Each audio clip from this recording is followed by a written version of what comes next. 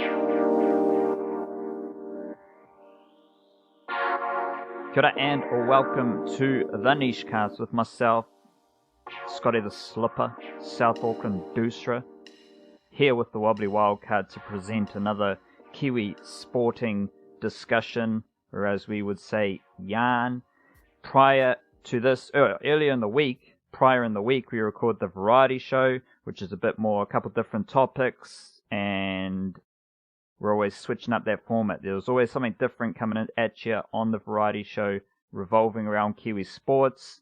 On our Patreon podcast this week, we discussed the New Zealand cricket contracts and ran through a bunch of contract discussions, always relating it back to Kiwi sports. So Stephen Adams in the NBA, Premier League contracts, where we do have guys like Chris Wood and, of course, the NRL. So if you are a Patreon of the Niche Case, check that out on the Patreon feed. It's right there now. And if you do want that kind of content and want to just be a GC and support the Niche Case and the Niche Cast, the best way to do that is on Patreon. So join the Patreon gang, and shout out to all our patrons there now. Every Monday and Friday we send out our Niche Case email as well, which has the links to all our content and bonus bits and bobs. On my back burner for tomorrow, I've had a couple sightings of interesting junior Kiwi NRL business that I'm going to outline. Always doing that, always offering other bits and bobs, and of course the Wildcard is always conjuring up something extra for the emails as well, so stay tuned for tomorrow's email, Friday's email. Here and now, we're going to be discussing the Wellington Phoenix playoff push, which is a pretty epic little time for the Wellington Phoenix, so we're going to go deep into this with the Wellington Phoenix. First and foremost, though, we need a dose of mindfulness from the Wildcard. Talofa to yourself, Wildcard, and can you please serve up a platter of mindfulness to get this show started? That I absolutely can. I've got the NBA play-in games on the second screen as we record. Haven't actually started yet, but I'll chuck it on in the background while we're going. And I thought, you know what, NBA playoffs about to start. I'm going to tie in the mindfulness to a little bit of sporting endeavor this week or today, and I'm going to quote Mr. Sam Hinkie, and I'm going to say, trust the process. A truly iconic quote for our times. What kind of process are you dealing with in our times? Like, what did you mean by in our times? What kind of processes are going on here? Well, I just meant that it's a contemporary quote.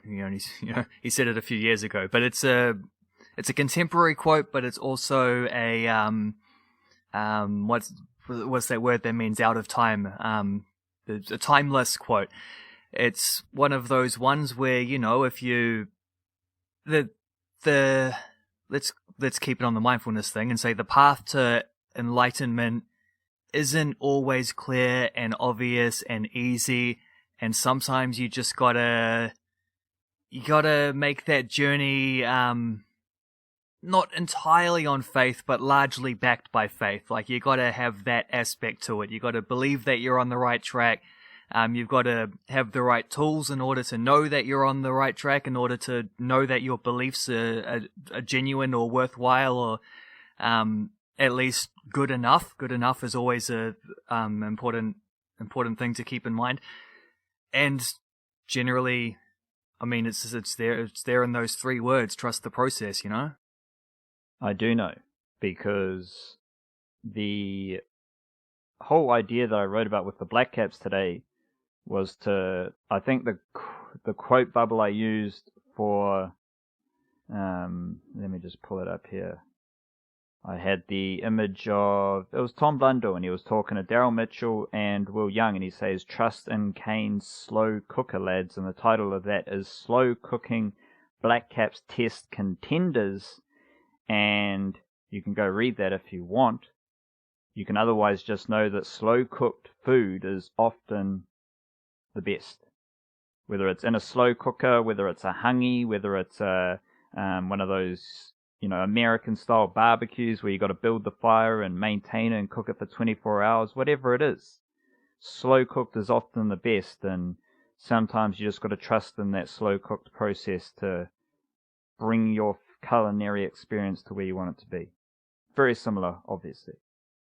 Yeah, you know what? You just like, first of all, I'd seen the article that you wrote on the Black Caps this morning, and I had come to the idea of I'm just going to use the trust the process quote independently. Like I didn't think of the connection between that, but there actually is a connection, which is nice. Nice, one of those little, I guess, cosmic coincidences, as I like to call them, and that also just reminded me, talking about slow cooker, of just something entirely off topic, but I was thinking of getting one of those food dehydrator things, you know? And you just reminded me of that. So I think that might be one of the, like, there was 3 or 4 little, or 2 or 3 now, this is probably the third, like, crossover point of which, someone saying that I should do this, or, you know, someone being in the, like, the godly version of someone, you know, not a person, but the essence, some kind of universal hint kind of thing. The rule of 3, once 3 things come together like that, I tend to try to lean into those things, and then that might just be the ticker, because that just reminded me of that. So, entirely off topic, but if you want some, like air-dried banana slices or whatever in a couple of weeks, I might be able to sort you out. It's also, I probably shouldn't say this on the podcast, but it's mushroom season as well, so that might be one of the other 3 aspects. You're talking about like a dehydrator, not an air fryer, correct? Yeah, not a fryer, but they take the moisture out of it, and you end up with like crispy little fruit and stuff, and there's heaps you can do with it. You can make like jerky and various things. I've done a little bit of research. I need to do a little bit more. Rightio. Beautiful start to the podcast there. Let's kick off the Wellington Phoenix playoff push. And what we have here is a bit of a rallying cry from the niche case, because we do have the Wellington Phoenix on the edge of A-League finals, A-League playoffs, whatever A-League people call it. Everyone seems to have a different name. Like in rugby league, you win the premiership, and something else, you win the championship. Like, bro, you just won the competition, chill out. So when we do have a sporting situation like this, I think it's apt that we cover it like this and say it's probably the biggest thing in Kiwi sports right now is the Wellington Phoenix trying to get into the A-League. Of course, that's a niche case perspective, because if you're consuming sports media elsewhere, you'll be told anything to do with rugby is most important right now. But we're coming at you with Wellington Phoenix is the most important thing in Kiwi sports right now, because they're on the edge of trying to crack into the top 6, which is the finals playoff marker. In the A-League, the Wellington Phoenix are 9th on 28 points, and this weekend they face Western United, who are a spot below the Wellington Phoenix on 10th, also on 28 points, but they have won and lost more games than the Wellington Phoenix, so they have less draws than the Wellington Phoenix.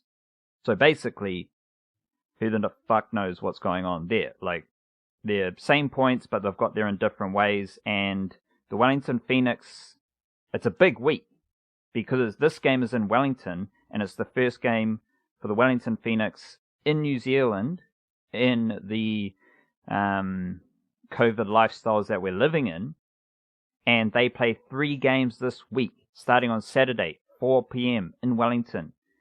Pretty much a must-win game against Western United. Then they go back to Australia on Wednesday, a couple of days later, and they face Western Sydney. Then they come back to New Zealand and play at Eden Park on the Sunday, next Sunday, against Perth Glory. Perth Glory and Western Sydney Wanderers are in the 2 spots ahead of the Wellington Phoenix. So the Wellington Phoenix, this week they play the team below them, and then they have 2 games against the teams above them. So it's a really important week, and there are 3 games in this week. 2 of them are in New Zealand for the first time this A-League season, and that's fun. That's exciting. It's going to be dramatic, but it all starts against Western United on Saturday. If they don't win that game, or they can't salvage a point, whatever the mathematical equations are, they're going to struggle in the following games to their task that gets a whole lot greater. So we'll very much want to set it up as a massive week for the Wellington Phoenix and to some extent New Zealand football as well, because there's going to be big crowds, I would gather, or decent crowds. You know, the Cake Tin just always looks empty and a bit sad, but, you know, the Wellington Phoenix are back playing there, and then shout out to Wellington, the home of the Wellington Phoenix, the big old Cake Tin. Not sure if that can be said now, but this all finishes up, this week finishes up with a game at Eden Park, which I think will also, if there's something big to play for there, will also be a humdinger. There'll be plenty of Aucklanders frothing to get some Wellington Phoenix football in them. Once again, I have to wind myself back here, wildcard, to this week, one game at a time. It's a cliche, super relevant in this case. Can you set up this game, Wellington Phoenix versus Western United? Like, how are you feeling about it? How winnable is it? What are the stylistic matchups here? Vamos. Yeah, I mean, as you say, the key factor of these last, and it's, 4 games to go.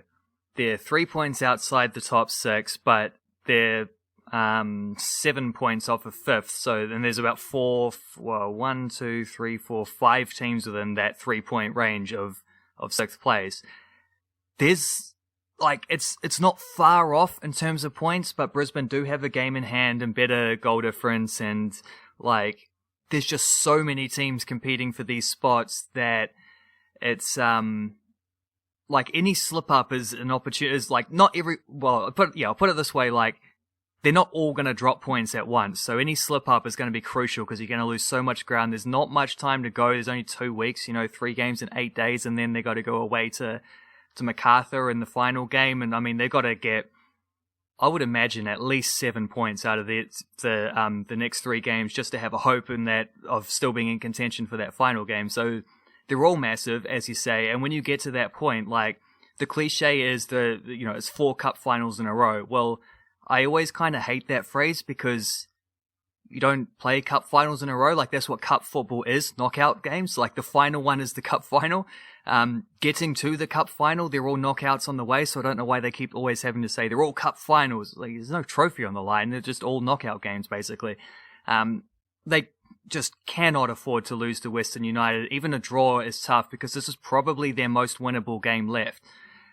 Definitely because we're saying they're going to need 10, maybe 10 points out of 12 to make it like a legitimate case to get up there. Like, anything less than that is relying a lot on other results, which might happen, but whatever. When you're at that case where basically every game is in that knockout sort of, not cup final, but knockout football mentality, then yeah, you're pretty much just looking, the ease you get there is you can just take the pressure off thinking about getting 4 results and realize, well, we have to win them all, which means we have to win this one, which means this game is the one that we're going to go all out for. And then, yeah, you get on a roll, and then you, like, the way these things work is if it comes out in the positive, it's because you get that first win, you get a bit of confidence, you get that second win, you get on a nice little run, and then you just ride that wave the rest of the way.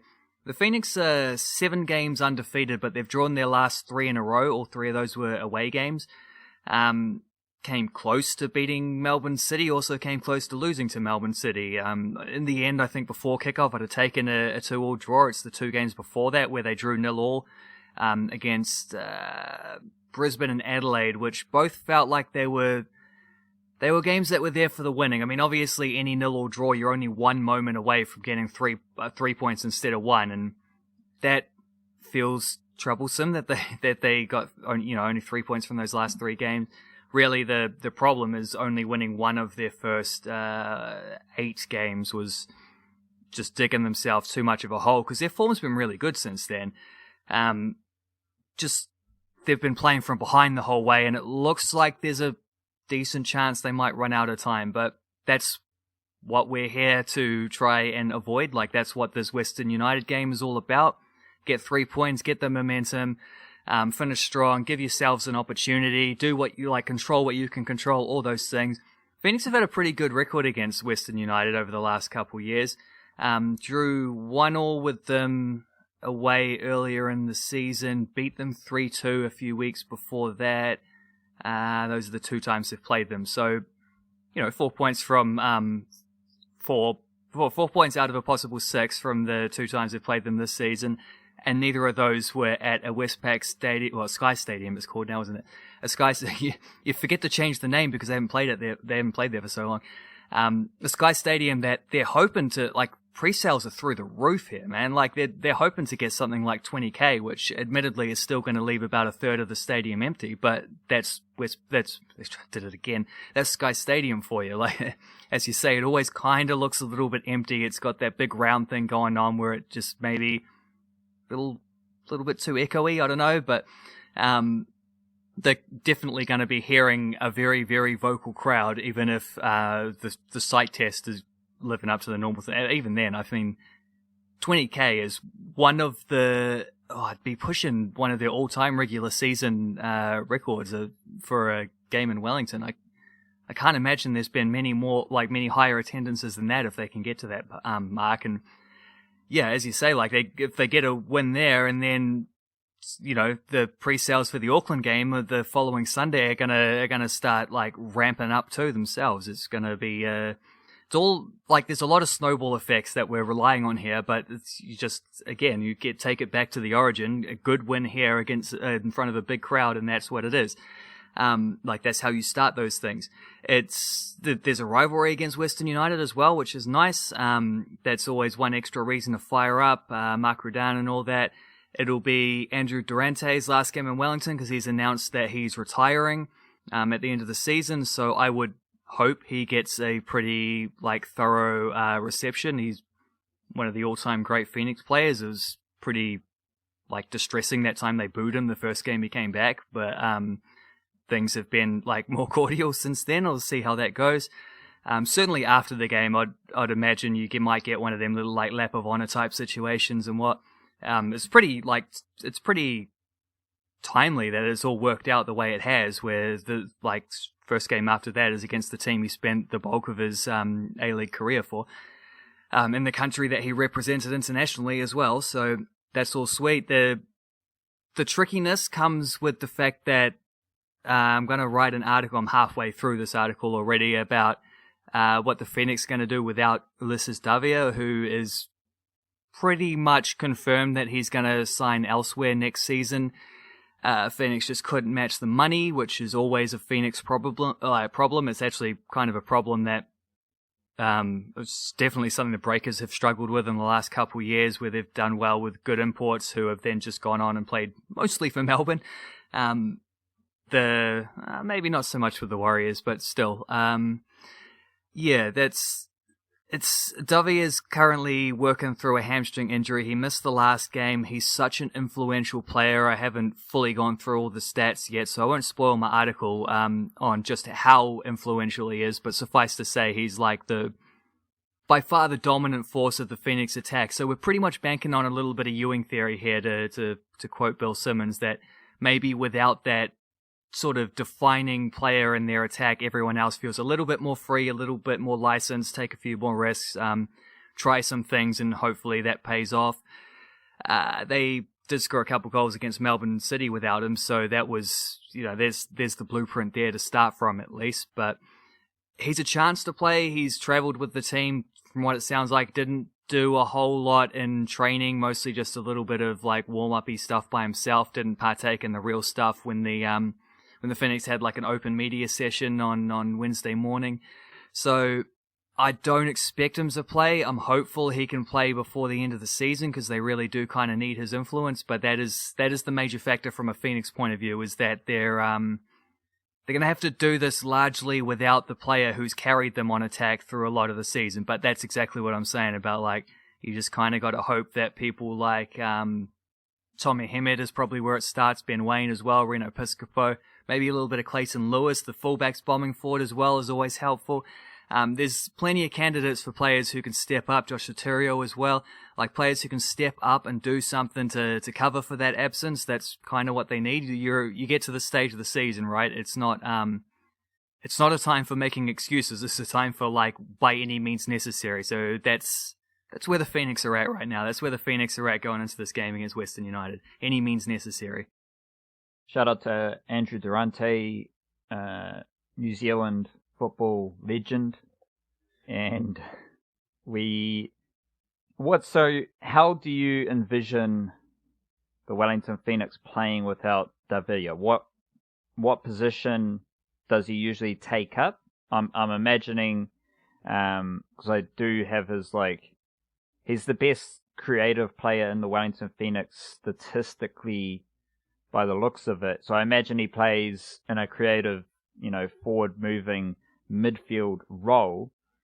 How do you see are you going to see a change in formation because you've just got different personnel and you need to play their strengths? What player might take up that Davia role if you don't see a formation change? I'm all here for a greater, more scope in the role of Clayton Lewis, because I do think he is my favorite player.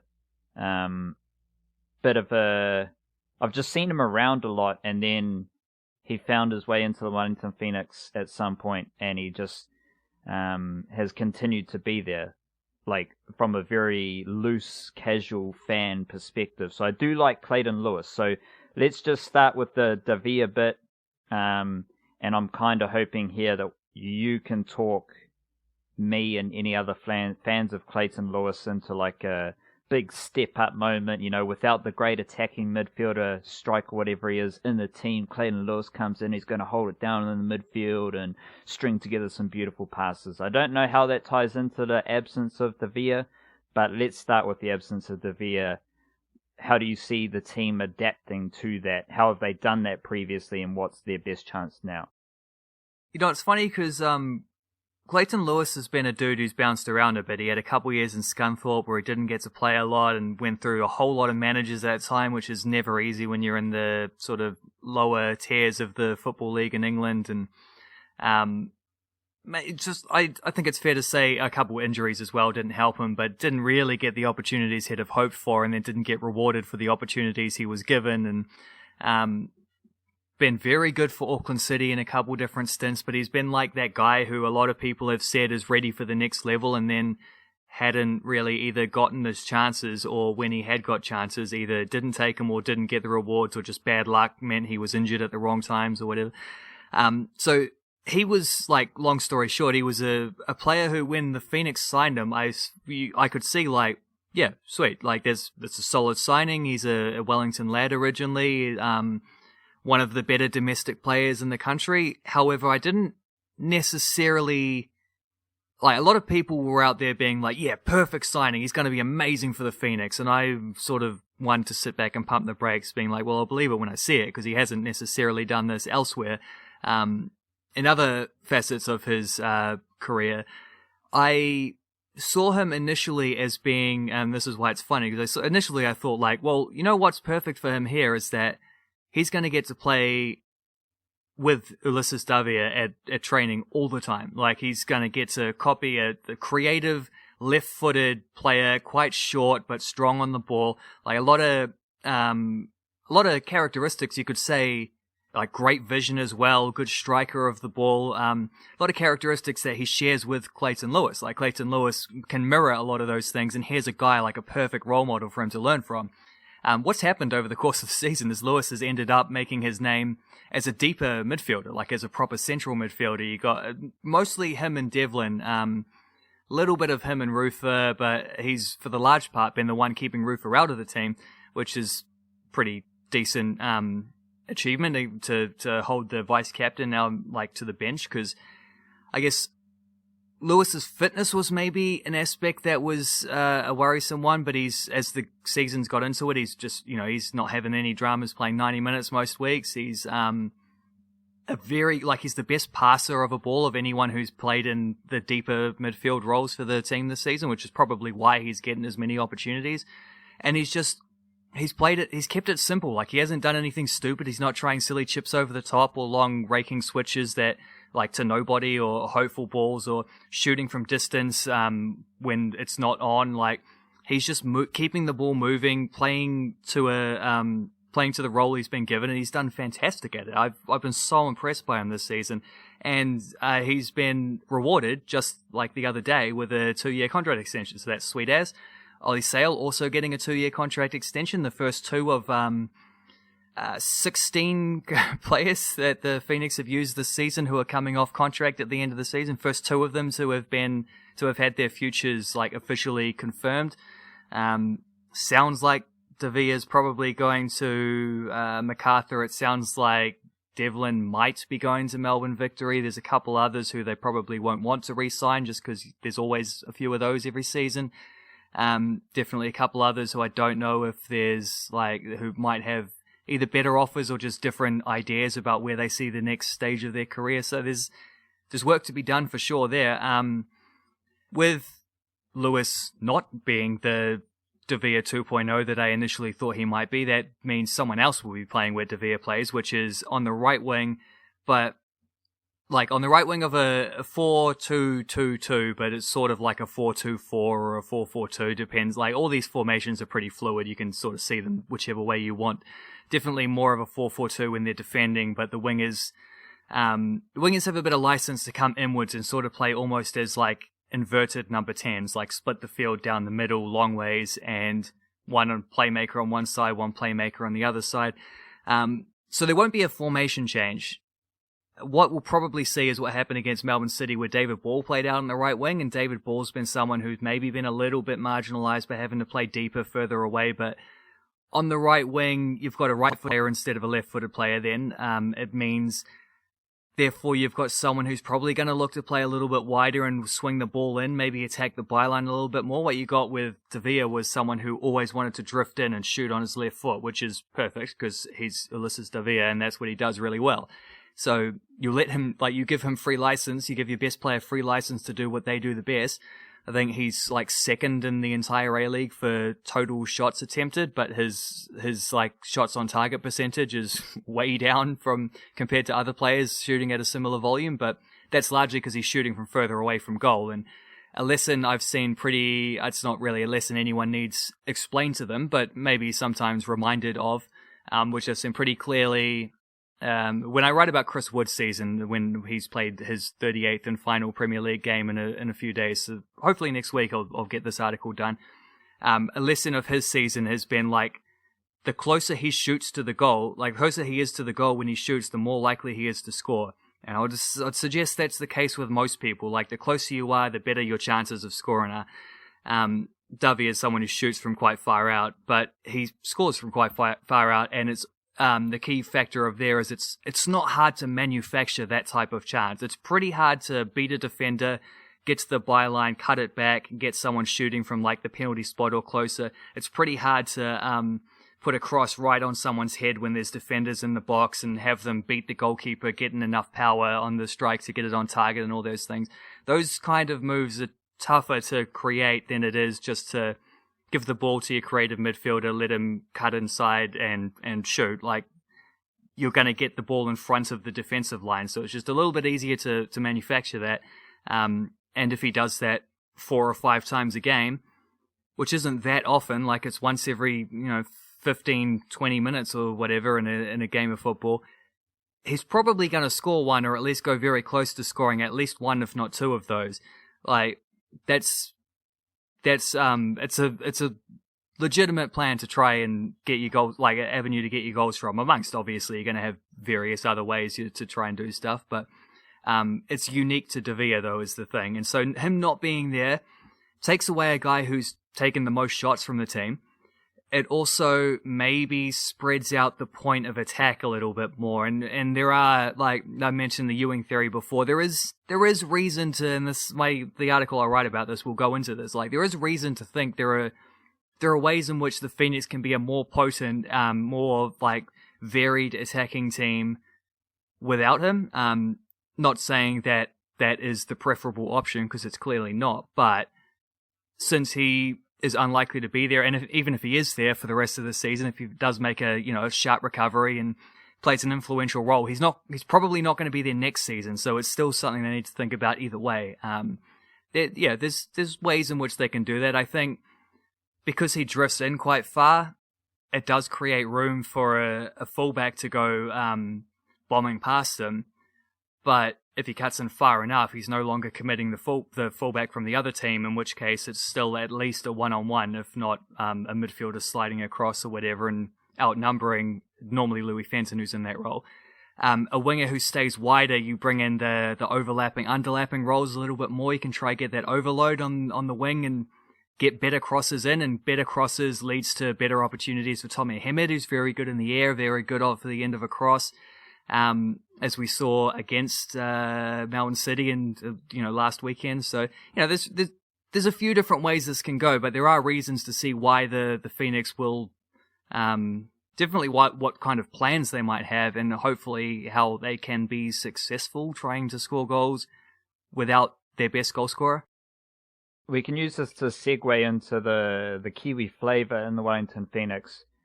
Does what you've discussed all there, does that play into the hands of I actually didn't realize that Clayton Lewis, you forecasted him to be similar to De Vere. That's quite funny, but so for start, we mentioned Clayton Lewis. I forecasted it, but it's not what happened. Exactly.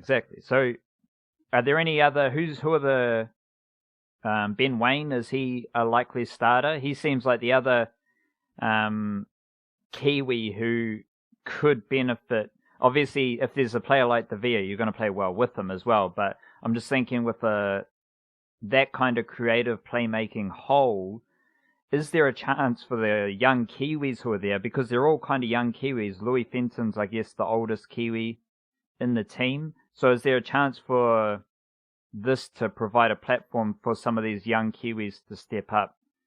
The name that comes to mind is Ben Waine, but you can segue into just outlining who these they're all fun young Kiwi footballers who are all very good at what they do. Yeah, Ben Waine started the last game. I would imagine he's a very high possibility to start this game as well, unless they maybe sometimes Josh Soterio starts just because he's very quick and he's got great movements off the ball.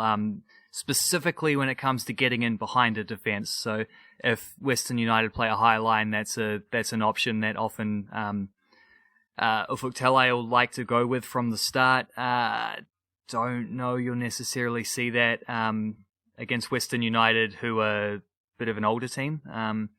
Just check, the last time they played them was this game, and Soterio started both of them actually. So maybe that's a possibility. Ben Waine has started 5 of the last 6 games though, so I still think he's probably a good bet to be in that starting lineup. Reno Piscopo's back from injury as well, he's Australian, but he just mentioned him because he's likely to be the starting left winger. So Ben Waine, he's a younger player. He's bigger than he looks. You don't, I guess, because he's got a young face, you don't necessarily think of him as being someone who can hold off like grown men defenders. But he's bigger than he looks. He's solid on the ball. He's made big improvements in a lot of these kind of technical areas of being a striker this season. He's relatively quick. He can shoot off both feet. I don't know at this stage of his career if you look at him and be like, there's one thing he does better than anyone else. Like there's like Ulysses Davies' close ball control, for example, is as good as anyone in the A-League. You look at other like standout Kiwi players, you're thinking of like Winston Reid's winning the ball in the air, Chris Wood's like hold up abilities, like these kind of things. I don't know if Ben Waine's got like that standout kind of factor to him, but he also doesn't have a lot of weaknesses to his game. Like he's a very well-rounded player, especially for his age, and he has this knack of scoring goals, man. Like he's one of those guys who finds a way, like exactly what the Phoenix as a team need to be doing right now. He's a guy who just like pops up when he's needed. He's scored goals at every level he's played at so far, and probably over the course of this season played himself into the Olympic team for mid-year in a couple months. So he's had a brilliant season. He's scored 6 goals in 18 appearances, 11 starts, 7 as a sub.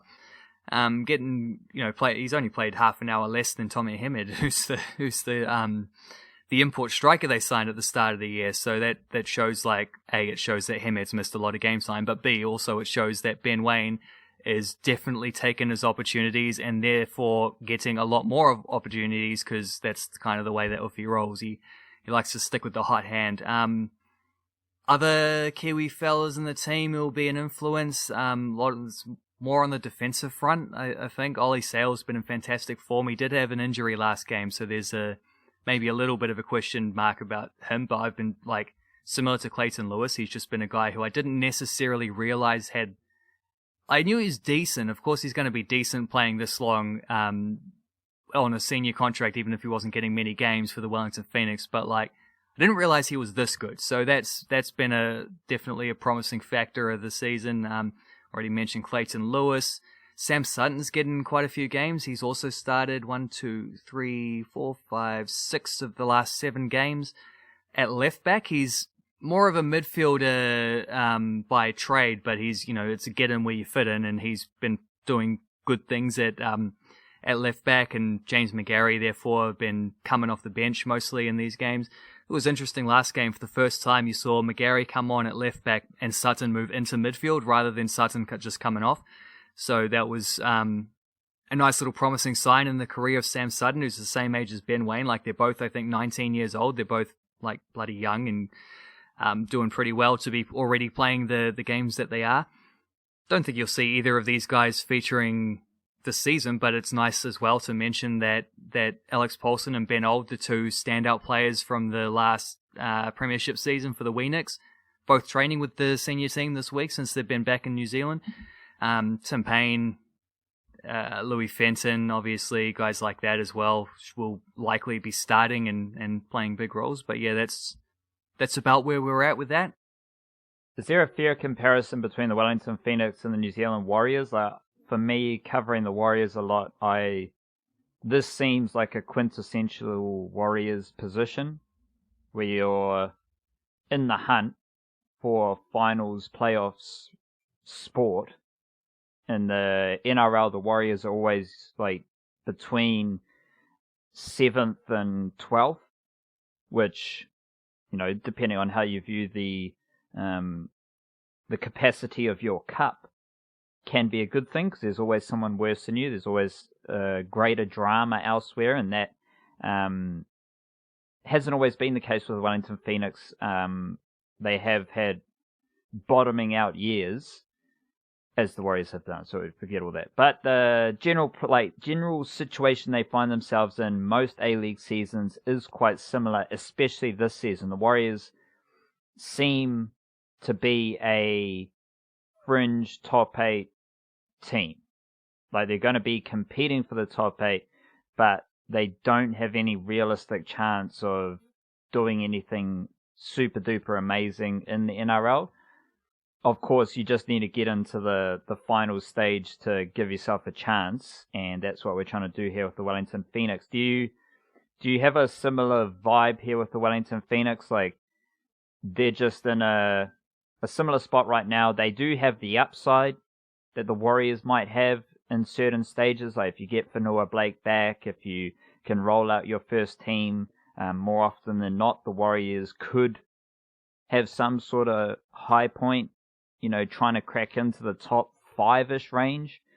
But that is based on a lot of good fortune. Is that similar to the Wellington Phoenix? They're just... Do you just feel that comparison is adequate here? Yeah, I think it's pretty accurate. What I will say is different. The Phoenix have made the top 6 the last 2 years in a row. So I don't know when the last time the Warriors made back-to-back final series was, but don't think it's that recently. But yeah, we'll see if the Phoenix can make it 3 in a row. It does seem to be a pretty similar kind of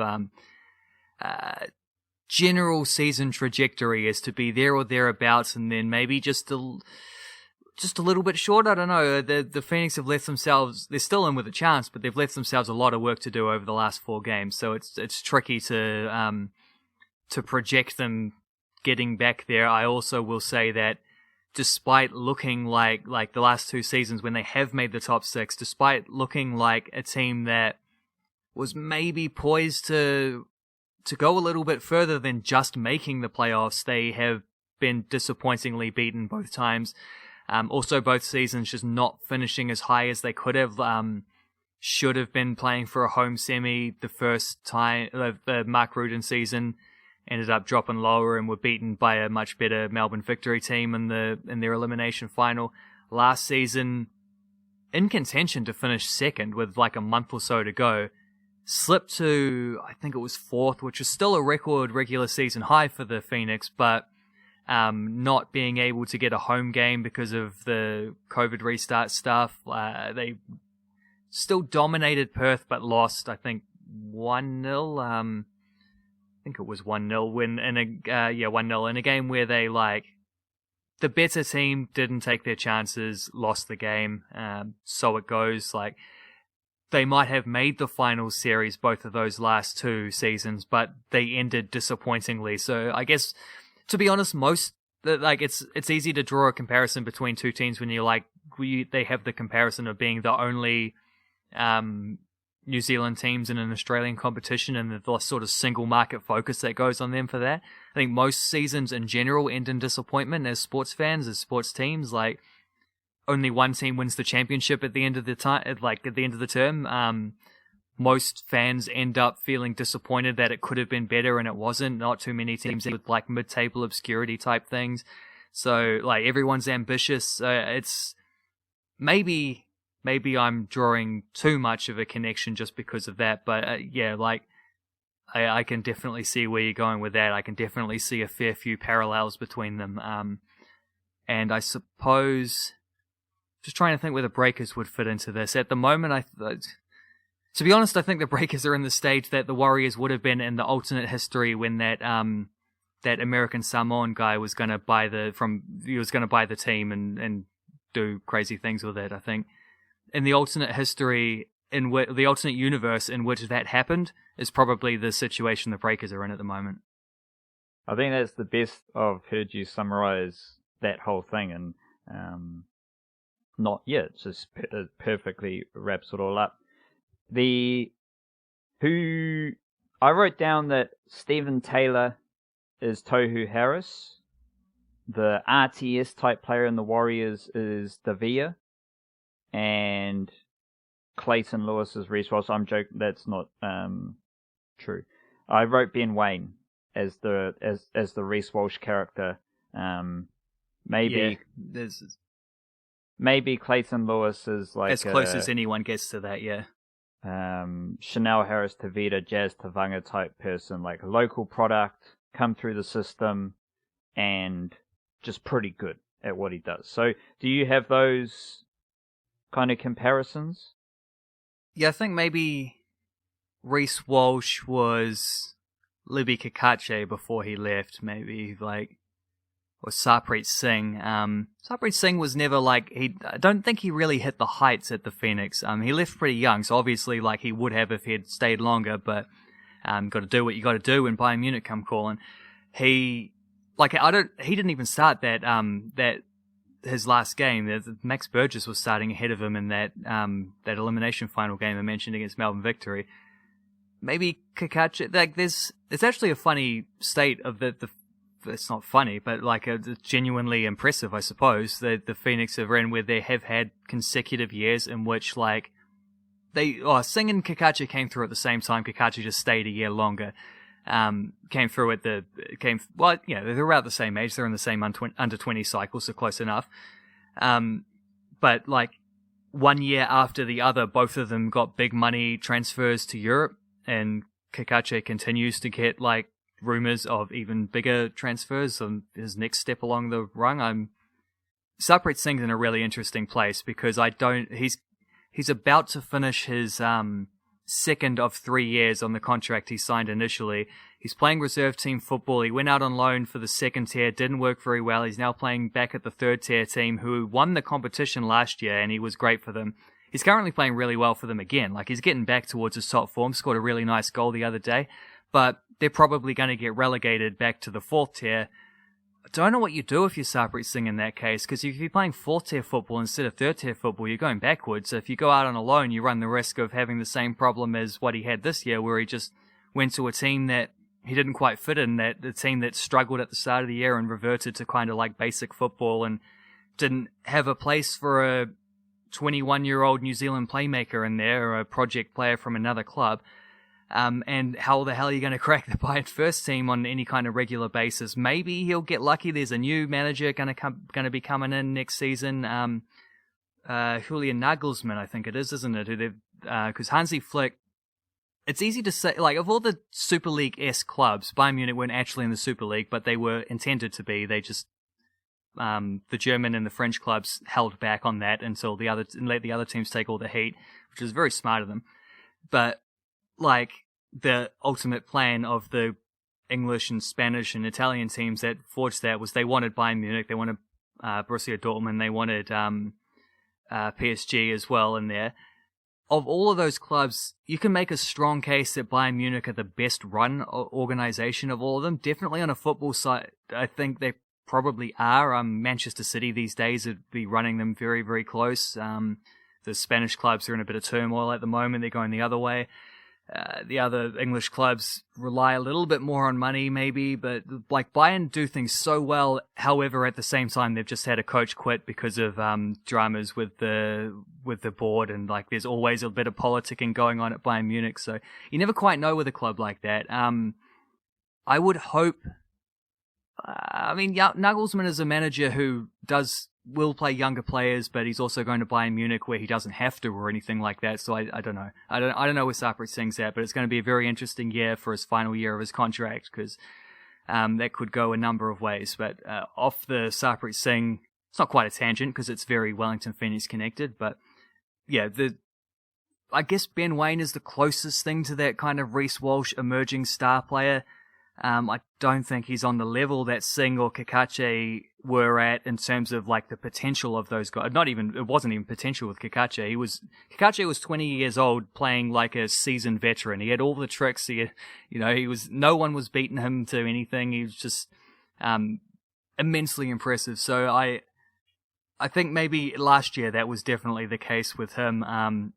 But the difference between this is that the NRL is the top level in rugby league and the Wellington Phoenix is not the top level. So if someone comes along and acts like Reece Walsh, best thing the club can do is try and get the highest possible transfer fee for them. I do have we can finish our Phoenix and we can just go, get a bit funky here in the last stanza section portion of the podcast. What is it about, in this example, what would it be about Sarpreet Singh that made Bayern Munich come calling? Like, I do actually have a Bayern Munich jacket as part of my sports swag collection. I don't support teams. I just like their sports equipment and their sports apparel.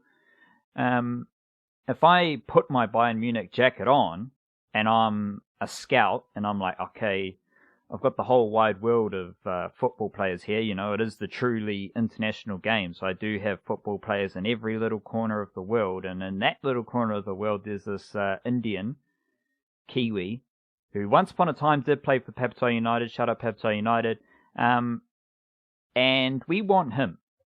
I think what you're saying about Liberto Kakache is a similar thing here. Although I think Kakache is here's a young player who plays with the class of an older player, and to me that just seems like a better scouting thing. And even with Kakache, he does have you've mentioned a few times over the past few months, the Juventus rumor, but it wasn't a big club that recruited him out of New Zealand. So maybe I'm talking myself into the question here revolving around a big club recruiting a football player from New Zealand.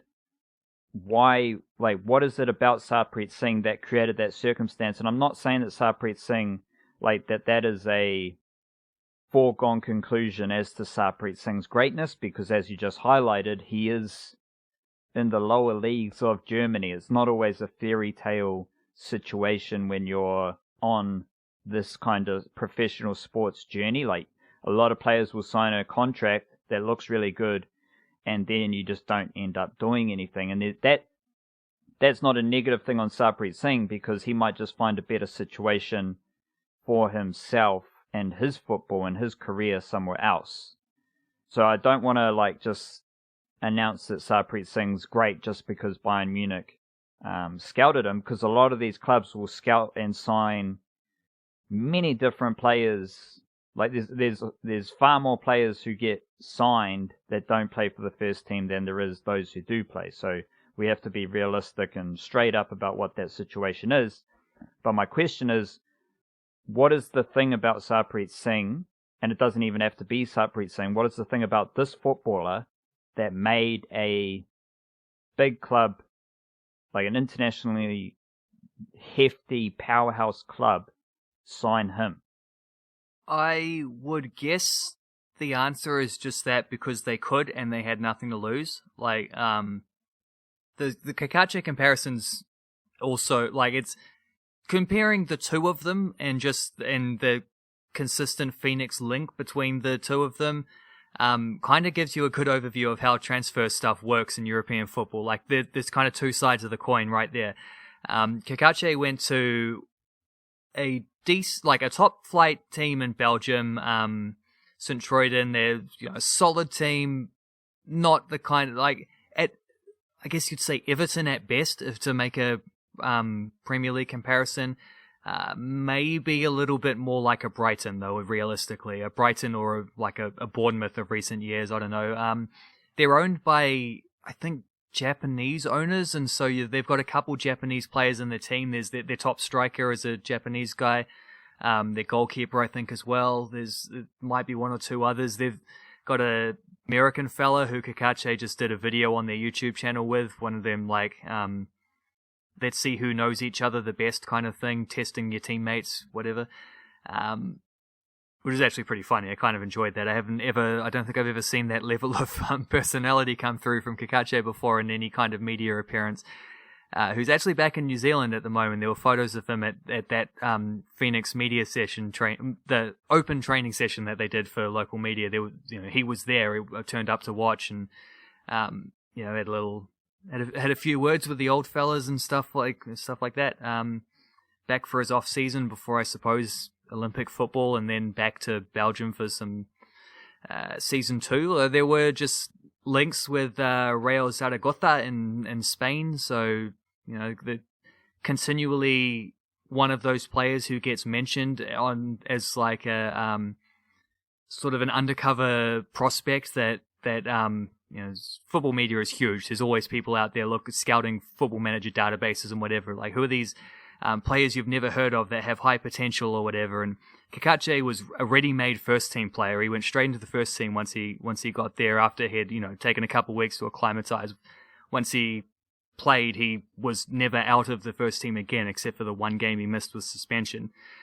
Like, he, by all accounts, was the much more solid scouting kind of prospect, but he also took the much more solid kind of move of going to a first team where he would play first team minutes at a solid level, but not a huge jump, like not going straight to the top or anything like that, and not going to a situation where he'd have to, I'm sure if Bayern Munich came calling, he'd have gone there as well. It's just you take the offers you get, but it's kind of suiting to Kakache's personality in a way that he's making these very steady, very assured climbs up the thing, whereas Sarpreet Singh, who's a very can be kind of like a big splash type of player, who he found himself in a situation where he went to one of the biggest clubs in the world, but then the flip side of that is you don't get to make those steady rises. You have to deal with quite a few more ups and downs and sort of worrying about,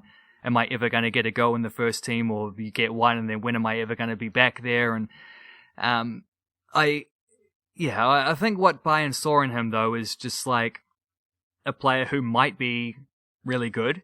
And if you're that strong of a team, you don't really need to invest in solid players. You invest in players with huge upsides, and then just be like, if we buy 15 of these guys from around the world, let's get the best prospect, a couple high quality prospects from America. They've got a few of those. Let's get one or two from maybe the Netherlands or Definitely going to have a whole bunch from Germany, and like let's just get a bunch of them, a whole heap of players who, if 2 of them become regular first team members in 3 or 4 years, then we're up. Like, we're winning. We're playing with house money anyway. We're Bayern Munich. We're super rich. A transfer fee to the Phoenix that would have been like, would have had like, David Dome doing like Scrooge McDuck impersonations and swimming in coins and stuff, is just chump change to Bayern Munich. They're one of the biggest clubs in the world. They don't have to worry about money. They're fine.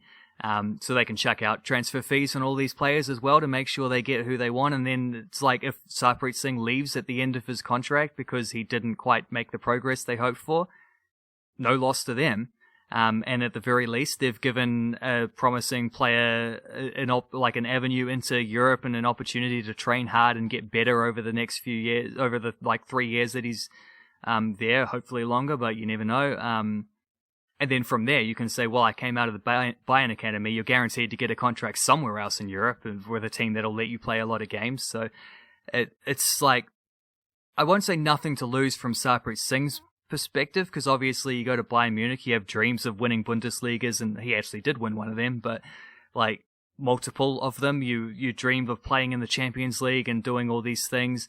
Whether he gets to do that or not, I don't know, but like, worst case scenario is he'll end up in like a middling team, and I don't know, maybe he'll be in Belgium playing against Kakache, maybe he'll be in Holland playing against Ryan Thomas or something. Like, he's gonna get a solid, he'll find somewhere else to go, leaving a Bayern Munich academy. So it's not nothing to lose for him, but it's definitely, the pros outweigh the cons, and as for Bayern Munich, definitely nothing to lose. I think they're just looking at a player and being like, well, if he gets there, then sweet as, we've done a great job. If not, who cares? And you buy enough players in that kind of mold, a couple of them will come good, and then that's all you need out of that academy. Like, that's the academy doing its job. Is there any, quickly, is there any, a specific skill set that we can extrapolate this out to like a New Zealand player? What is there a skill set that a lot of these big clubs are looking at? Is it like maybe it's just the trend of football these days? Like if you're trying to get to the NBA, probably try shoot 3-pointers. It's going to help you. Is there something like, I can imagine for a goalie in football, the clubs they'll be looking for a goalie who can play with their feet, who can make a pass, receive a pass, calm under pressure, pick the right pass, get the possession-based football underway. Is there something like, if you're a New Zealand midfielder, or just a player in general, is there something that Sarpreet Singh did as an individual, his specific skill set, that made him attractive to Bayern Munich? I guess, there's enough clubs around Europe and around the world, like, that you don't necessarily, like, it's not necessarily one thing that's going to apply to everyone. Anyone can get an opportunity somewhere, but like, if you're good enough, I think, I don't know. I guess if you have some X factor, that will help. Like, especially if you're in that situation of like a Bayern Munich who are looking for, high ceiling kind of prospect players. Having something that was what I was talking about before, like being able to do something better than anyone else will, even if it's just a little aspect, that's the kind of stuff that might catch a scout's eye, like just the ability to beat a player, or that really just like flawless technique. Well, I think technique is probably the baseline. Everyone needs to be able to trap the ball 99% of the time and make a good pass. Like, if you can't do that, you're going to struggle. But yeah, if someone is especially dominant in the air, or if someone is especially quick, or if someone has an especially good shot, I think maybe that's the Sarpreet Singh. I'm thinking of his game and what he does, what he might do better than anyone else, or what he does, in the top tier of players his age. I think his ability to get to a shot and then to like unleash a decent, like his left foot, basically in general, like his left foot's extremely good, and that probably helps. He has very good vision as well, which also plays into it. So like he's definitely got some high end traits about him. don't really, I don't know how you translate. I think just there's not like a specific thing. Like it's not probably as simple as being like in basketball. Yeah, you probably need to be able to shoot if you want to go anywhere. Definitely being able to shoot will allow you to get through with other holes in your game. If you can't shoot, you're going to need to be perfect at everything else. I don't know if there's something as specific as that, but if you have something that is on like that high caliber range, like your football manager stats, you're hitting an 18, 19, 20 out of 20 in this category on your scouting report, then that's the kind of stuff probably that'll help. Yeah, I was curious because I can imagine if a player is super fast, or if you're in a rugby combat sport, you want the big Kiwi athlete, and in a football example, I can imagine if there's a, speed, or we do the central defense thing quite well. So what do you want from your central defender? You just want solid in the air, bit of mongrel, calm, leadership, hard working, sets the standards. Those are, I think, Kiwi elements. Sarpreet Singh isn't big, he isn't fast, but he has stuff that I think European football would like, and that's the same with Kakache and these other players. But you're saying it's not. He doesn't have one thing. He's just a quality performer in a variety of different things as well.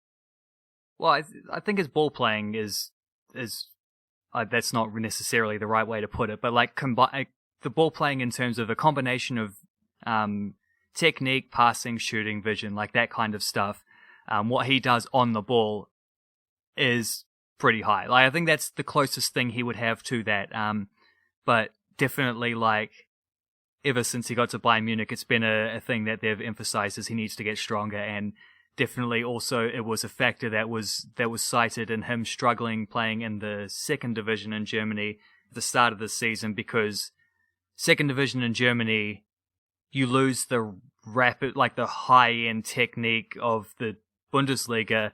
You've got players who, so because of that, the game is a little bit slower. It's not as just fast and flowing and technically strong and great movement off the ball and quick passing. And you get it slows down. It becomes a little more battlery. And he struggled with that aspect of it because teams were just looking at him and being like, "Oh, young playmaker, let's crunch him," sort of thing. And that was part of why that's why he didn't hit the ground running there. It wasn't necessarily a problem the whole way through, but it's why he struggled from the start and never quite, just the way it worked out, never quite got around that. And it was difficult for him in a team that probably had a fair few of those type of battler players themselves. And once they got in a bit of trouble in the start of the season, they quickly reverted to we're going to play that kind of football, and there wasn't a place for him. But he is, as I say, he is playing very well right now for the Bayern reserves. He's getting back up to the form that got him on the fringes of the first team last season. Just one game left in the season, and if he could score a hat-trick or something like that, it would definitely help him, and it would definitely give them a chance of avoiding relegation. So it's a little bit tricky for him at the moment, but that's the way it goes. Either way, I think even if they did stay in the third tier, you'd probably be feeling like if he's going to spend all 3 of his seasons on that contract with the reserve team, that's not really ideal anyway. You kind of hope he'd be above that standard, even in third tier, definitely in fourth tier. So, is just why I'm saying he's in a very interesting place, and it's one that I've been keeping a very, very close eye on, with the Flying Kiwis desk. So we are all behind the Phoenix, and Phoenix offshoot is to be fascinated about Sarpreet Singh's situation. A lot of these situations, maybe a understanding how Steven Adams fits into the Pelicans and those contract things that we talked about in the Patreon podcast, or looking at Sean Johnson and where he's at now. I think the Sean Johnson Sarpreet Singh thing, very different, but both very interesting, and we love them because it's just interesting, and you learn about how, you learn about those athletes, and you learn about how they fit into the other sports, into that sporting world. So trying to fit into the NRL, trying to fit into European football. And these are kind of situations that we're just chasing the fascination. Fascinating situations, interesting, intriguing situations involving Kiwis is what we're here for, and that's what the Wellington Phoenix are doing. They're in an interesting situation. What are you calling it? Finals or playoffs football, Wildcat?